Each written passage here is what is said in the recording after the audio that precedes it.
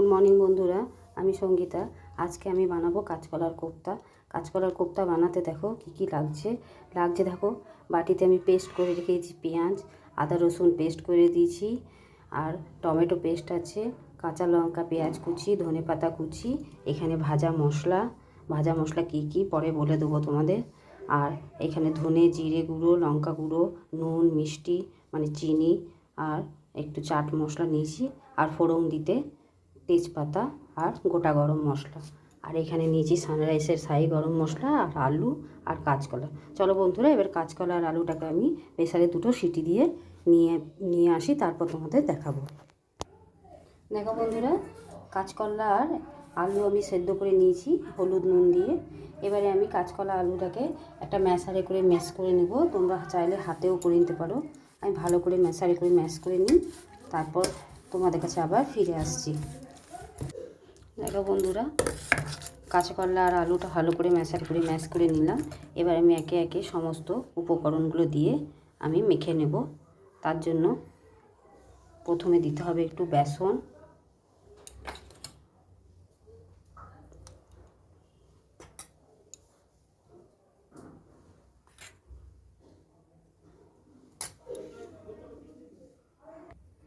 দেখো বন্ধুরা দিয়ে দিলাম বেসন। এরপর দিয়ে দেবো কিছুটা ধনেপাতা, পেঁয়াজ আর লঙ্কা কুচি,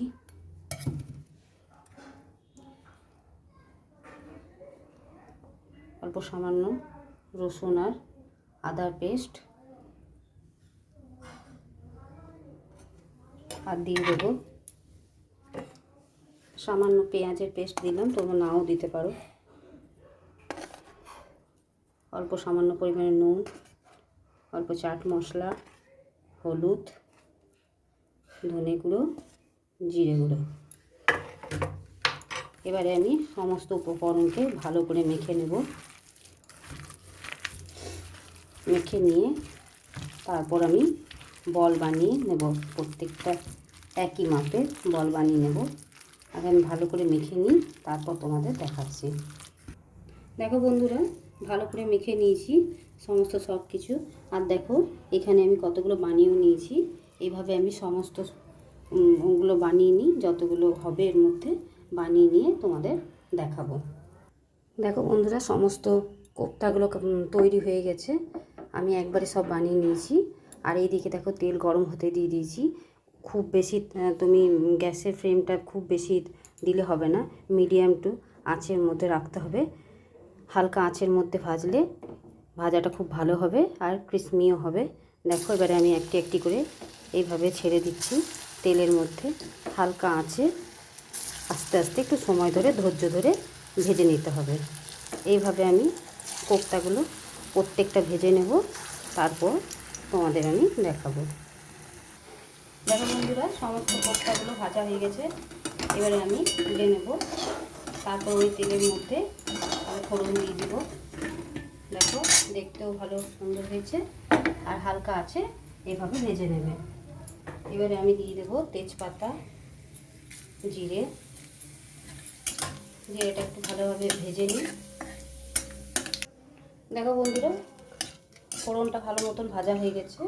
এবারে আমি দিয়ে দেবো আদা রসুনের পেস্ট,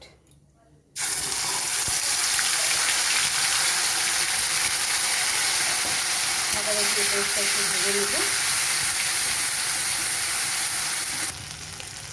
এবারে দিয়ে দেবো পেঁয়াজের পেস্ট,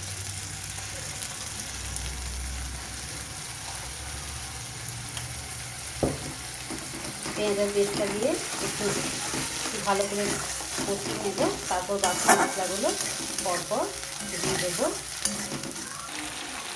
দেখো বন্ধুরা, পেঁয়াজটা আদা রসুন সব ভালোভাবে কষানো হয়ে গেছে। এবার দিয়ে দেবো সমস্ত মশলা, ধনে গুঁড়ো, জিরে গুঁড়ো, লঙ্কার গুঁড়ো, চিনি, আর দিয়ে দেবো টমেটো পেস্ট। নিয়ে ভালো করে কষিয়ে নিয়ে তারপর তোমাদের কাছে ফিরে আসবো। দেখো বন্ধুরা, সমস্ত মশলা ভালোভাবে কষানো হয়ে গেছে। এবারে আমি দিয়ে দেবো ভাজা মশলাটা উপর থেকে। ভাজা মশলাটাও কিছুক্ষণ মশলার সাথে আরও কিছুক্ষণ কষিয়ে নেব, তারপর তোমাদেরকে আবার দেখাবো। দেখো বন্ধুরা, ভাজা মশলাটা দিয়েও কিছুক্ষণ কষিয়ে নিলাম। এবারে আমি দিয়ে দেব কিছুটা পরিমাণে মেথি পাতা আর গ্রেভি রাখার জন্য অল্প পরিমাণে জল। এবারে জলটা একটু ভালোভাবে ফুটে গেলে আমি কোপ্তাগুলো সব দিয়ে দেব, তারপর তোমাদের আবার দেখো বন্ধুরা, সমস্ত বলগুলো কোপ্তাগুলো আমি দিয়ে দিয়েছি। এবারে গ্রেভিটা কিছুটা ফুটে যাবে, আর গ্রেভিটা গাঢ় হওয়ার জন্য আমি একটু সামান্য পরিমাণে বেসন দিয়ে দিচ্ছি ওপর থেকে, যাতে গ্রেভিটা একটু ঘন হয়ে যায়। এবারে কিছুক্ষণ গ্রেভিটাকে ফুটিয়ে নেব, তাহলে আমার রেসিপিটা কমপ্লিট হয়ে যাবে। আর বন্ধুরা অতি অবশ্যই বাড়িতে এইভাবে বানিয়ে খেয়ে দেখবে, সত্যি করে বলছি দারুণ লাগে। এইভাবে একবার না হলেও বানিয়ে খেয়ে দেখবে আর আমাকে জানাতে ভুলবে না। দেখো বন্ধুরা, আমার রেসিপিটা কমপ্লিট হয়ে গেছে। এবারে আমি নামিয়ে নেব, তারপর তোমাদের দেখাবো। দেখো বন্ধুরা, কাঁচকলার কোপ্তা কারি আমার রেসিপিটা তৈরি হয়ে গেছে। তোমাদের যদি ভিডিওটা ভালো লেগে থাকে তা ভিডিওটাকে লাইক, শেয়ার এবং চ্যানেলটিকে সাবস্ক্রাইব করতে ভুলবে না।